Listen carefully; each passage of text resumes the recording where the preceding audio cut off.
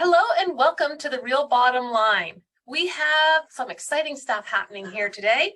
We are introducing a new series that will come in between the regular kind of format we've been following, where we interview entrepreneurs to understand their journey, the lessons learned, and then some of their technical expertise. What we're doing now is we're going to layer in some practical educational stuff around your numbers and around growing your business. And we're calling it the Financial Besties. So my financial besties on this call is Frances Shoggan. Frances, welcome. Can you introduce yourself to the audience? Sure, and I'm so excited about this project that we're working on together. So I'm a serial entrepreneur, have always had a business of one form or another. And for about 15 years, as I was having my kids, I grew a bookkeeping business, which meant I got to dive into hundreds of small businesses and really get to know what was going on. And I learned a ton because I also have a bit of a science background. And so as I'm looking at this, I had to figure out, why were some of my clients completely thriving and doing really well, and then others struggled for years and years and years. And so I studied what the difference was. And then I ended up taking what I learned. I wrote a book and have spent the last 10 years really diving deeply into that, working with more entrepreneurs, mostly women, and helping them understand the finance in their business. And that, yeah, we're being told one way to do business, but there really are a lot of other ways. And so I'm excited that we can get into this over this series. We're going to be talking about money and business and how to do it your way and make it work. Yeah, it's really about just highlighting options for people. I'm super excited, and maybe some of you longtime listeners will recognize Frances because she was on the Real Bottom Line in the first year, because we're almost a year and a half in now to the podcast. So I'm so excited about it as well, Frances. So I thought the first thing we could talk about is collaborations, because I feel like with collaborations, there are a number of things that make them successful and some things that don't make them successful. And so one of the things that I've been taught that makes a collaboration successful is that you're working with the same client, but kind of doing different things, and that your experiences are helping each other and add to the value for the client and all those things. And so I think that's why it's such a great fit. I'm a certified financial planner. I understand all the aspects and strategies that can help you grow your wealth. And Frances, with this work around how to grow your business, when we marry those two together, wow, it's going to be amazing because too, your business in many cases is your biggest asset.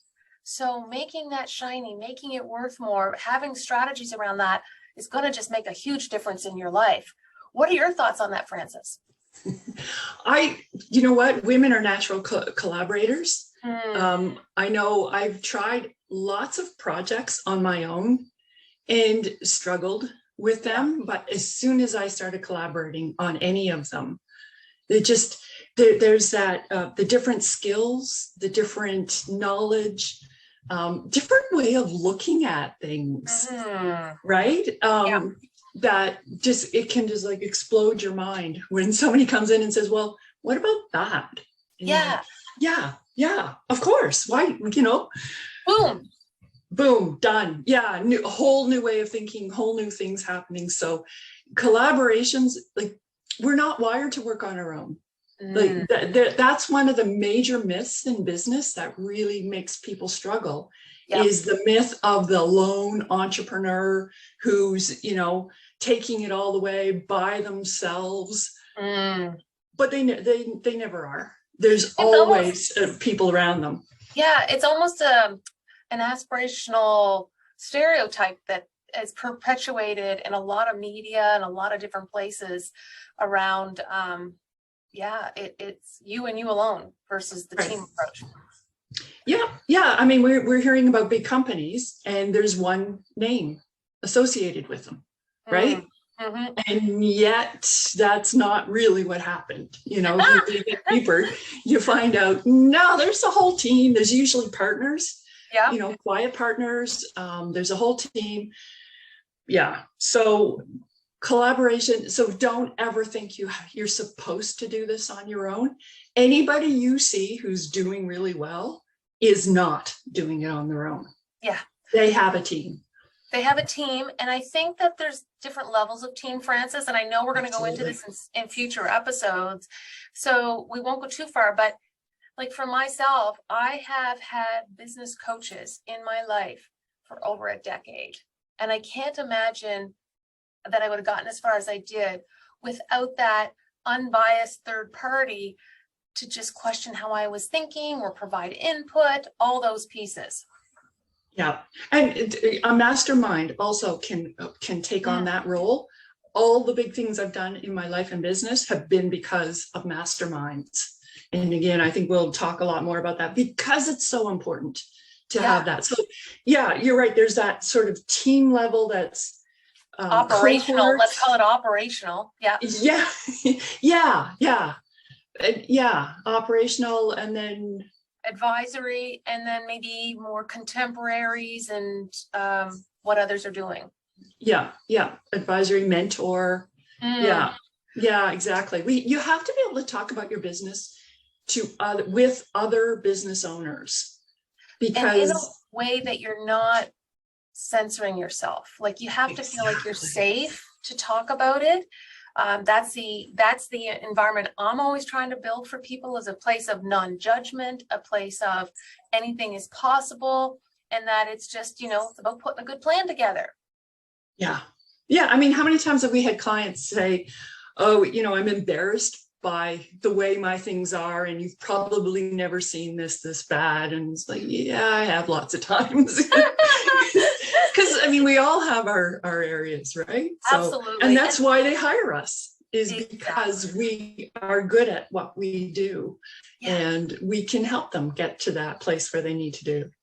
Well, and I think that this collaboration, Francis, where we're bringing two unique points of view to bear on your numbers and your business and your life and your wealth, will really, really add to your understanding of financial concepts and understanding of what you need to be thinking about. Yeah, absolutely. So there can be bad collaborations, Francis. Oh dear. Yes. We've all had them. And I hope that people don't use those to sour themselves on those, but more of as a learning of what went right, what went wrong, what will I do differently? When you think back to some of your collaborations, Francis, can you think of a lesson you learned from one that didn't necessarily go well?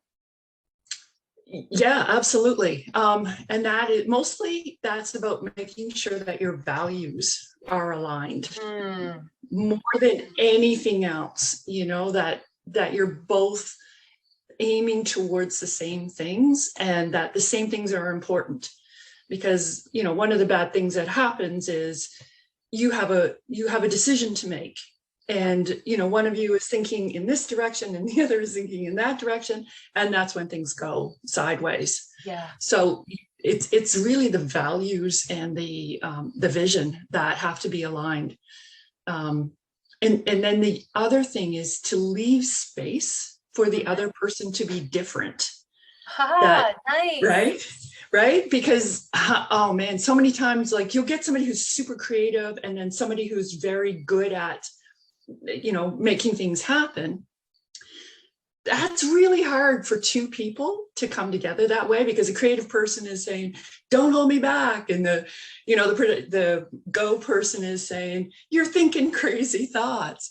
So you have to be able to recognize that you're both bringing different things in, and to allow the other person to bring to the table what you've asked them to bring. Right, because we are all unique individuals, and how we present is different, but yet that can make such a vast difference in a collaboration, and make it a little bit more fun, I think. Yeah, and you have to be able to, like you say, talk without censoring. Be able to say, okay, that vision is a little crazy, but I'm okay with bringing it back a little, but let's go in that direction. Yeah. Instead of no, you got to be way back here. No, let's just follow this along. We don't have to go all the way, but Yeah, let's find the thread that we can both agree on in that vision. yeah, exactly. That's awesome. Well, Frances, you know, I am so excited about this collaboration, as I have said. So I think the real bottom line here today is collaborations are good and can really, you know, grow your business and grow your reach if done correctly. Till next time. Absolutely.